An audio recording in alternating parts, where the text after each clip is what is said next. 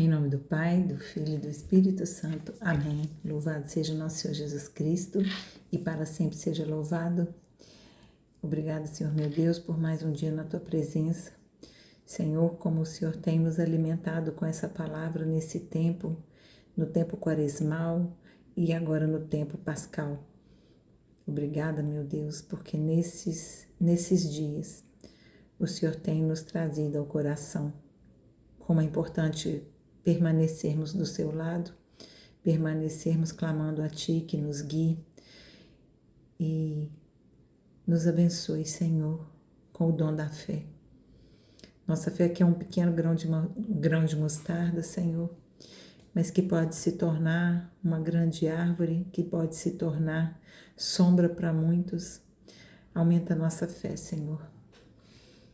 Boa noite, já é boa noite, meu irmão, minha irmã. Mesmo ainda em tempos apertados, glória a Deus, porque Ele tem nos dado a perseverança. E Deus hoje toca no meu coração. Ele nos toca a refletir as leituras da igreja. A primeira leitura está em Atos dos Apóstolos, capítulo 4, versículo do 23 ao 31. O Salmo é o 2 e o Evangelho é o de João 3, do 1 ao 8. E façam esse exercício, eu convido vocês a fazerem esse exercício da leitura orante. A princípio pode não parecer fácil, antes eu custava fazer um vídeo de 10 minutos, hoje nada mais cabe em 10 minutos. E glória a Deus porque temos clamado que o Espírito Santo nos transborde de entendimento e de sabedoria e de o dom de falar, o dom de abrir a boca para evangelizar. E as leituras vão falar sobre isso.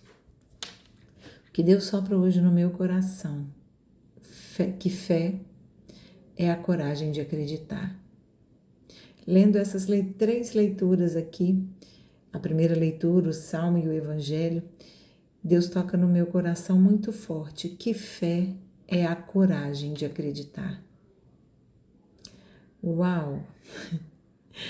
E isso não foi fácil, digamos assim, parir, né, essa síntese, porque as 3 leituras vão falar de uma atemporalidade de Jesus, do Messias, porque em toda a Bíblia, desde a criação até os últimos dias, escritos aqui na palavra de Deus, nós vamos ouvir falar do Messias. Então, embora a primeira leitura já seja no Novo Testamento, com Lucas, escrevendo os Atos dos Apóstolos, eles estão sempre retomando aquilo que já era anunciado, aquilo que era profetizado da vinda do Messias. E eles estavam ali num tempo em que Jesus ele já tinha sido crucificado, morto, sepultado e ressuscitado. E olha só, na primeira leitura, Pedro e João, eles foram libertos. A gente está fazendo a reflexão desse caminhar de Pedro e João. Então, eles foram presos e depois os sacerdotes e os anciãos não tinham por que prendê-los. Então, eles foram soltos. E quando eles foram soltos, eles foram ter com os seus irmãos. E aí vamos mais uma vez entender, não são irmãos de sangue, são irmãos em espírito.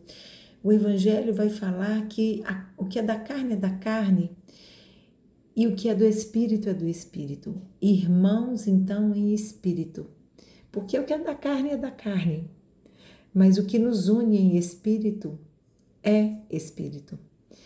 E por isso eles são chamados, eles se tratam, né, como irmãos, e essa irmandade entre eles, ela veio sendo trazida até nós porque em nome de Jesus nos tornamos unidade, nos tornamos irmãos.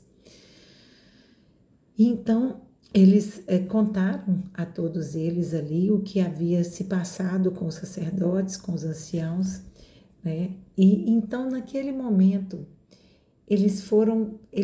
receberam a força do Espírito Santo, porque todos clamaram numa oração a Deus. E ali eles, de forma unânime, em conjunto, eles fizeram uma oração, clamando a Deus a presença do Espírito Santo. E aqui a gente já destaca a força de uma oração em unidade, uma oração comunitária, a força de congregar nossas orações, clamando a Deus e ao Espírito Santo a sua presença, para que possa fortalecer nossas orações, porque clamamos pelo agir do Espírito Santo na nossa vida, para que a gente possa alcançar outras vidas. Algumas são muito difíceis de alcançar, sim, mas outras, Senhor, estão sedentas da Tua presença. E Deus, Ele nos quer como instrumentos para que a gente possa alcançar, através de uma oração poderosa. Eu fico tão feliz quando uma amiga me liga e fala, vamos rezar junto? Vamos rezar junto. Por quê? Porque pedimos a presença, e foi isso que eles fizeram. Eles clamaram a presença do Espírito Santo com coragem e com ousadia, e pediram ao Espírito Santo a coragem de anunciar a palavra de Deus. Por quê? Porque a presença do Espírito Santo, ela é manifesta em coragem, ela é manifesta em ousadia, em atos de... E que depois a gente fala assim, como muitas vezes quando eu termino a leitura orante, Deus me dá a graça de eu pensar assim, meu Deus, mas de onde que eu tirei essas coisas? Na verdade, a gente não tira de lugar nenhum. O Espírito Santo toca nosso coração. E ali eles estavam experimentando, aqueles mesmo que abandonaram Jesus na cruz. Eles viveram uma fraqueza da carne, mas eles se alimentaram do que eles viram e viveram, e alimentaram então o seu espírito. Então a fraqueza da carne, ela sucumbiu à força do Espírito Santo. Uau! Meu Deus! Como é maravilhoso o agir do Espírito Santo na nossa vida. E uma função forte do Espírito Santo é nos levantar a evangelizar. Mas a evangelizar com as nossas ações. As nossas palavras, elas vão ser consequência, ou às vezes vão ser até desnecessárias, mas as nossas ações, elas são fundamentais para que o outro seja alcançado. Não adianta eu falar de verdade, falar sobre a verdade e mentir diante do meu irmão.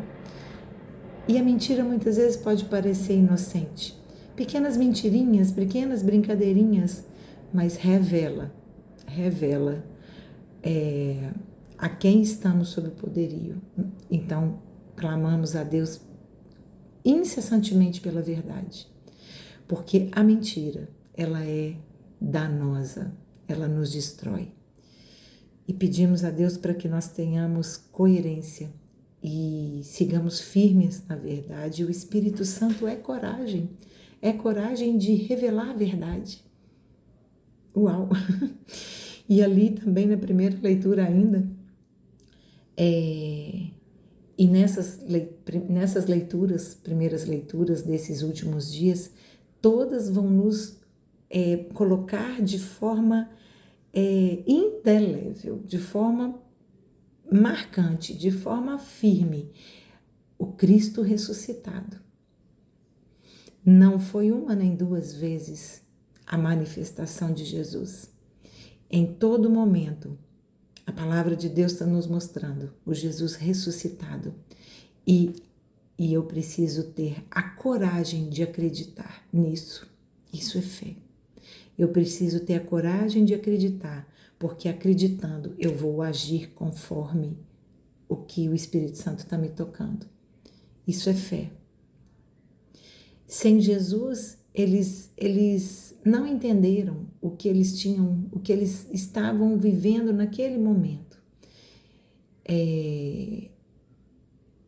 Com Jesus, eles não entenderam, eles os abandonaram. E depois, sem Jesus, depois de ter vivido aquela experiência, eles então puderam entender e ressignificar.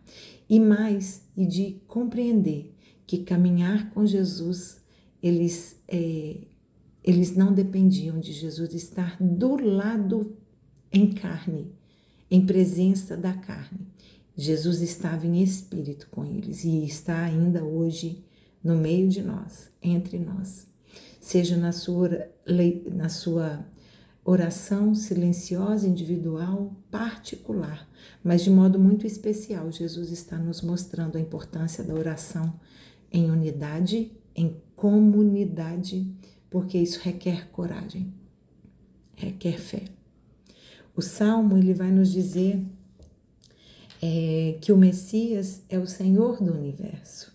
O Salmo, ele anuncia que o Messias, ele é o rei sobre todos os reis. E aí eu já te falo sobre um filme que vimos esse final de semana, numa turma maravilhosa de 25 pessoas, adultos, crianças, e foi a coisa mais linda assistir o filme O Rei dos Reis.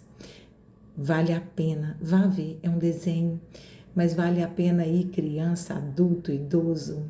Não perca e depois me conta se gostou. Foi maravilhoso, foi uma experiência linda. Então, e o Salmo vai nos dizer que o Messias é o Rei dos Reis. Olha só. E felizes todos aqueles em que nele confiam.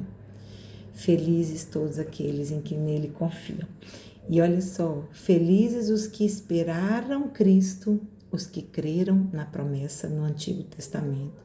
Felizes os que viveram com Jesus Cristo em pleno evangelho, e felizes nós hoje, que temos a coragem de acreditar e ter fé. Por isso Jesus é atemporal. Ele está em todo o tempo. Ele está ainda no meio de nós. O evangelho vai falar de uma conversa de Jesus com Nicodemos, né? Nicodemos foi ter com ele na calada da noite. Nicodemos que ali era um alto sumo sacerdote, ele era o príncipe dos sumos sacerdotes, na mais alta escala, né, do templo. E nessa conversa ele chamou Jesus para conversar de noite. Por que será que Nicodemos chamou Jesus para conversar de noite? Jesus que estava tão disponível, e ali de noite, quando Jesus chega, né, Nicodemos diz: mestre, olha, o príncipe dos sacerdotes, ele teve a coragem de ali declarar que Jesus era o mestre dele. Aí ele ainda completa, confirmando: sabemos que é vindo de Deus. E aí Jesus vai dizer algo maravilhoso: quem não nascer da água e do Espírito não poderão entrar no reino dos céus. Olha Nicodemos ouvindo isso: quem não nascer da água e do Espírito não poderão entrar no reino dos céus. E ali Jesus está falando do batismo, o batismo das águas, o batismo de fogo. E aí ele completa, né? O que nasceu da carne é carne, o que nasceu do Espírito é Espírito. E nós que nascemos da carne e do Espírito, precisamos reduzir nossa carne para que nosso Espírito cresça. Porque no mundo de hoje, somos chamados a saciar nossa carne, que é insaciável, a atender aos desejos da carne que nunca são satisfeitos. Pense em todas todos os vícios e compulsões que cada um de nós temos. Quanto mais alimentamos nossos vícios, mais o buraco parece afundar. Porque alimentar nossa vida de vícios é alimentar nossa carne. Alimentar nossa vida de virtude, das virtudes de Deus é o que nos completa. É o que nos completa. E olha que maravilha, né? Somos realmente falhos, insaciáveis na carne, mas somos saciados no Espírito. Glória a Deus. E Jesus termina dizendo assim no versículo 8: o vento sopra onde quer, ouves-lhe o ruído, mas não sabes de onde vem, nem para onde vai. Assim acontece com aquele que nasceu do Espírito. Nós nos submetemos à vontade do sopro que vai para onde quer. O sopro é o Espírito. Nossa vida foi soprada nas nossas narinas pelo Espírito, lá no barro, lá em Adão. E aqui Jesus está confirmando que nós somos obra do Espírito e para onde Ele nos levar, nós devemos ir. Nós precisamos ter a coragem de acreditar e por isso é por isso que nós chamamos de fé, porque é uma ousadia de caminhar conforme o sopro do Espírito Santo. Pedimos a Deus então que nos dê a ousadia de caminharmos conforme a vontade do Pai. Glória a Deus por essa palavra, em nome do Pai, do Filho e do Espírito Santo. Louvado seja nosso Senhor Jesus Cristo e para sempre seja louvado. Amém.